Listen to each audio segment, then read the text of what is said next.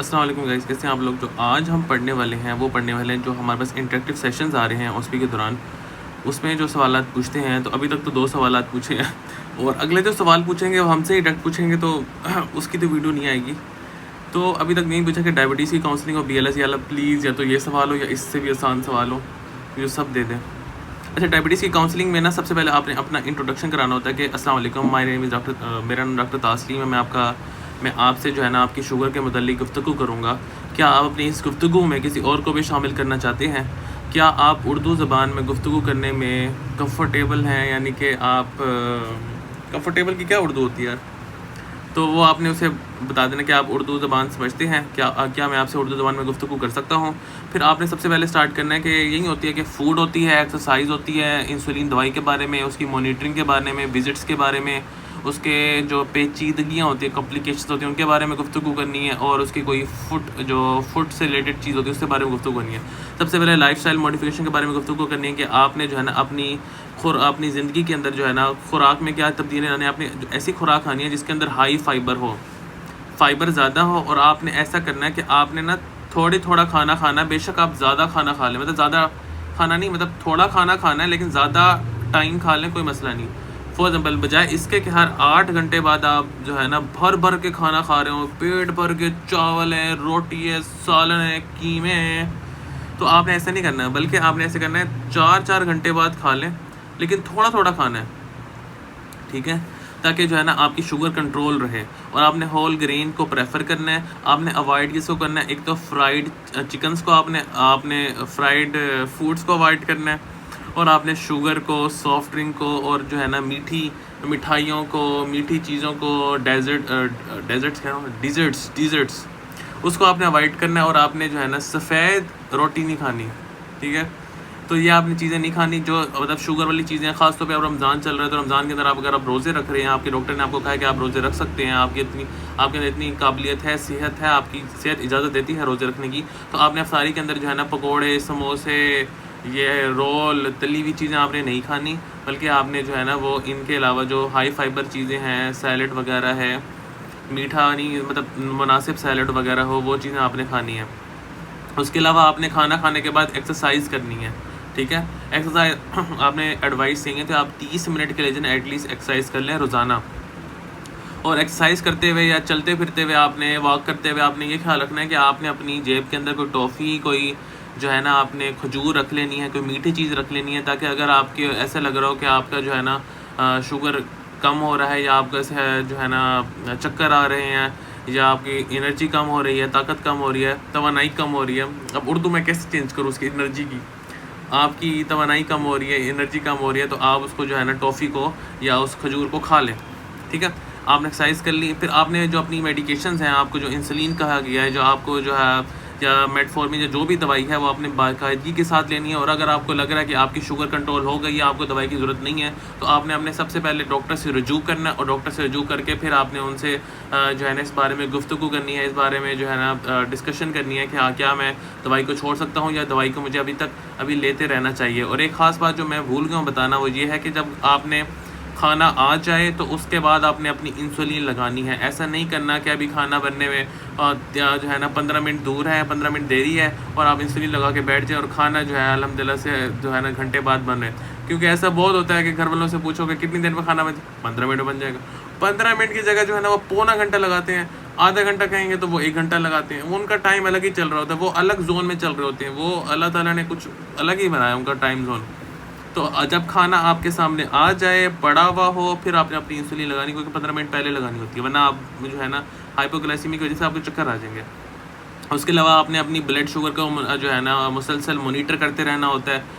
इसके लिए काफ़ी सारी वो डिवाइसेस होती हैं। एक तो वो होती है जो आपके पास प्रिक करते हैं, खून निकालती है और आपका ब्लड प्रेशर मेजर कर लेती है, या फिर आपके पास कुछ इम्प्लांट्स होते हैं, वो लगे रहते हैं डिवाइसेस, वो भी हम मुसलसल मॉनिटर करते रहते हैं। और आपकी जो फ़ोन के अंदर भी आ जाता है जदीद भी इसकी बहुत सारी चीज़ें हैं मॉनिटर करने के लिए। फिर आपने उसे बताना, अगर आप अपनी शुगर को कंट्रोल नहीं करेंगे, आप अपनी खुराक का ख्याल नहीं रखेंगे, एक्सरसाइज नहीं करेंगे, और आप बाकी चीज़ों का ख्याल नहीं रखेंगे, तो उसकी वजह से आपके जो है ना जिस्म के अंदर और भी पेचीदगियाँ हो जाएंगी, ठीक है, और भी कॉम्प्लिकेशंस हो जाएंगी, जिनके अंदर जो है ना आपके किडनीज़ को कहते हैं गुर्दे, आपके गुर्दे ख़राब हो सकते हैं, आपकी आँखें, आपका दिल, आपकी नर्व्स को पता नहीं इंग्लिश में उर्दू में क्या कहते हैं। मैंने जो है ना, मेरी ना दादों को मसला था नर्व्स का, उनको लंबर डिस्क हर्निएशन हो गई थी, उनको शार्टिका का पेन था। तो मैंने उनको समझाया आपकी जो वो बिजली की तारें हैं ना आपके जिस्म में, वो ना कंप्रेस हो गई हैं, वो दब गई हैं, तो उसकी वजह से आपको दर्द हो रहा है। कहते अच्छा वाओ माय गॉड।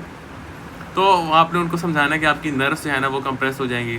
तो फिर आपने उसके अलावा बताना कि आपने अपना फुट केयर का भी आपने ख्याल रखना, अपने पाँव का ख्याल रखना है कि क्योंकि बाजू का ये होता है कि जो डायबिटीज़ के पेशेंट होते हैं ना, उनके अंदर वो पेरिफेरल न्यूरोपैथी की वजह से जो है ना फुट से नर्व्स नहीं आती, तो वो अपने अगर जो है नंगे पाँव किसी जगह पे जाएँ, उनको जो है ना कोई चीज़ चुभ जाए, कोई जो है कील चुभ जाए, कोई चीज़ चुभ जाए, उसकी वजह से खून आना निकल जाएगा, या उनके पैर जो है ना आहिस्ता आहिस्ता ख़राब होते जाएंगे। इसलिए आप उन्होंने कहना है कि आपने एक तो अपने पैरों को रोज़ाना की बुनियाद पे आपने साफ़ रखना है, और आपने प्रॉपर शूज़ पहनने, और आपने नंगे पैर जो है ना कहीं जाना नहीं है। तो बेसिकली हमारे पास क्या था, सबसे पहले हमने अपनी इंट्रोडक्शन करा दिया, हमने बता दिया कि उर्दू ज़बान किसी और को आपने साथ रखना है या ये वो, ठीक है। फिर आपने जो है ना उसे क्या कहना है कि आपने अपनी खुराक के बारे में ख्याल रखना है, आपने एक्सरसाइज करनी है, आपने अपनी दवाइयाँ बाकायदगी के साथ लेनी है, आपने अपनी शुगर को मॉनिटर करते रहना है। बाकी कॉम्प्लिकेशन पेचीदगियाँ वगैरह बता देनी है उसको, ये दो पेचीदगियाँ थी, फूड केयर और ये बाकी जो थी नेफ्रोपैथी होती है हमारे पास, रेटिनोपैथी होती है हमारे पास, न्यूरोपैथी होती है, ये वो चीज़ें। फिर एंड पे आपने समराइज़ कर देना है। देखें मैं आपको बस यही समझाना चाह रहा हूँ कि अगर हम अपनी खुराक में एहतियात करें और रोज़ाना की बुनियाद पे वर्जिश करें, और अपनी शुगर को जो है रोज़ाना की बुनियाद पे हम इसको मॉनिटर करें और दवाइयाँ बाकायदगी के साथ लेते जाएं, तो हम अपनी शुगर को कंट्रोल कर सकते हैं। और शुगर को अगर कंट्रोल हो जाएगी तो शुगर की ज़्यादा होने की वजह से जो पेचीदगियाँ हैं, आई नो मैंने पेचीदगियाँ बहुत गलत लिखा है और मैं बहुत शर्मिंदा हूँ इस पर, लेकिन मुझे कुछ समझ नहीं आ रहा था इसके अलावा कैसे लिखते हैं पेचीदगियाँ। अच्छा खैर, इस पेचीदगियों से आप बचा जा सकता है, ठीक है। तो ये हमारे पास जो है ना जो अभी तक चल रहा है डायबिटीज़ की काउंसलिंग से रिलेटेड, वो ये हो गया।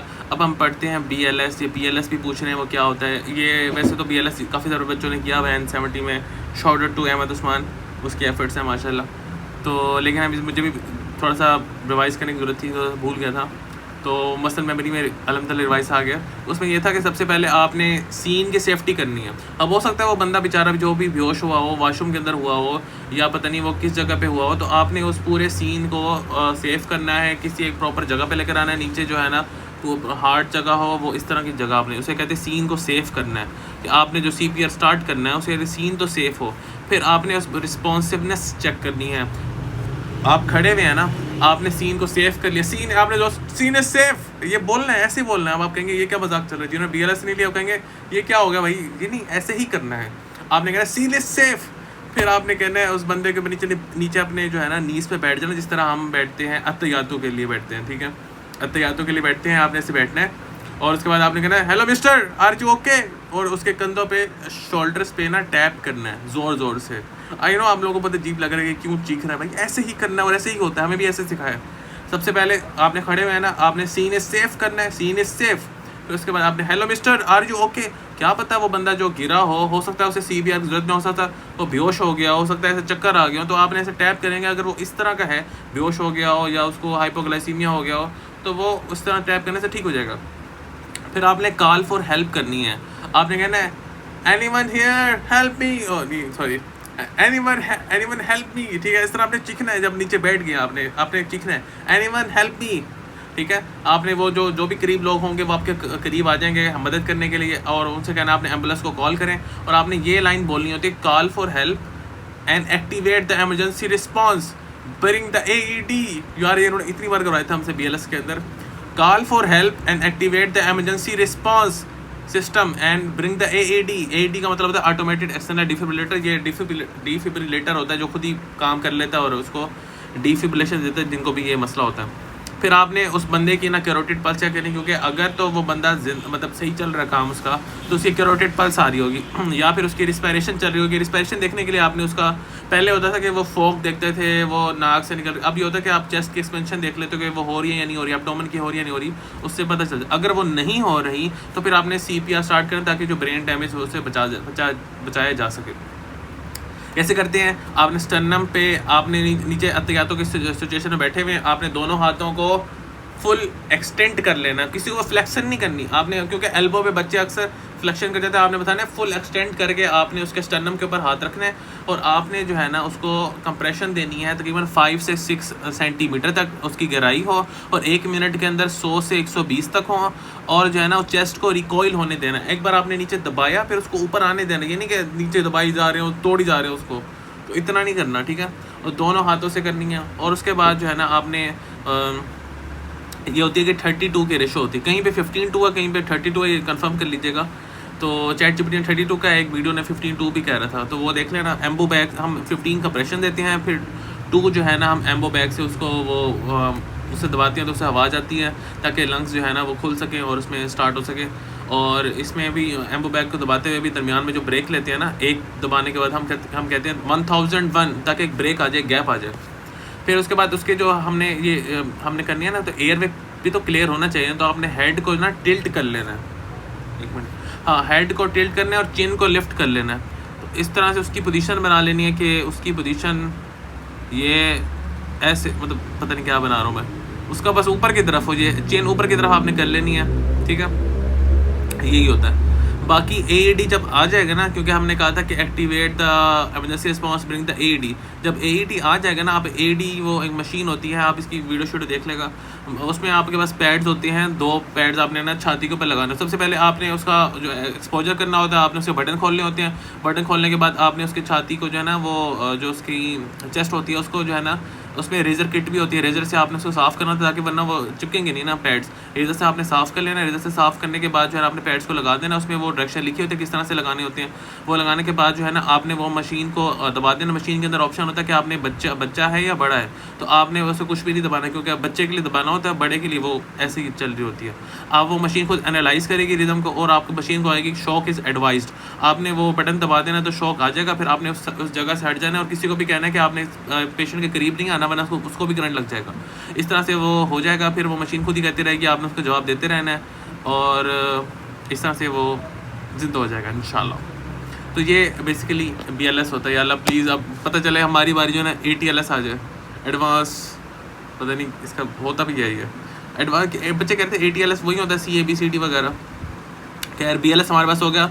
सबसे पहले जब भी कोई पेशेंट आए तो आपने क्या करना है, सीन को सेव करना है, सीन इज सेफ, आपने ऊंचा चीखना है, फिर आपने नीचे बैठना है, आपने कहना है hello mister are you okay, फिर जो है ना कॉल फॉर हेल्प करनी है आपने, hello everyone anyone here help help me, ठीक है। फिर आपने कहना है bring the activate the emergency response and bring the AED, ठीक है। और फिर आपने जो है ना उसकी कैरोटिड पल्स और उसकी जो है रिस्पायरेशन आपने देख लेनी है। ये तो दोनों चीज़ें देखने के बाद आपने CPR स्टार्ट कर देना है। स्टर्नम के ऊपर जो है ना आपने कंप्रेशंस करनी है, 5 to 6 सेंटीमीटर हो, 1 मिनट के अंदर 100 से 110 हो, 120 हो, और तकरीबन जो है ना 32 की रेशो या 15:2 की रेशो वो देख लेना। और उसके बाद जो हम एम्बो बैग से वो कर देंगे उसको, और बस AED जब आ जाएगा तो आपने उसको बटन खोल लेने हैं, शर्ट खोल लेनी है, शेव कर लेना है रेजर से चेस्ट के हेयर्स को, उसके बाद पैड्स को लगा देना है। पैड्स को लगाने के बाद खुद ही मशीन एनालाइज करेगी, शॉक देगी और ये इस तरह से हो जाएगा। Thank you so much video को देखने के लिए। उम्मीद है कि आपको वीडियो पसंद आएगी। वीडियो को लाइक करें, कमेंट करें, शेयर करें, प्लीज़ लाइक कर दिया करो खुदा के बंदो। कोई 50-70 लोग देख रहे होते हैं और एक बंदे का लाइक होता है, इतनी कंजूसी रमज़ान में तो बंदे को जो है ना शाह खर्च होना चाहिए, तो लाइक तो कर दिया करो। आई कैन अंडरस्टैंड कि कमेंट करने से जो है ना इंट्रोवर्ट्स थोड़े घबराते हैं, लाइक करने का किसी को पता नहीं चलता। थैंक यू सो मच यार।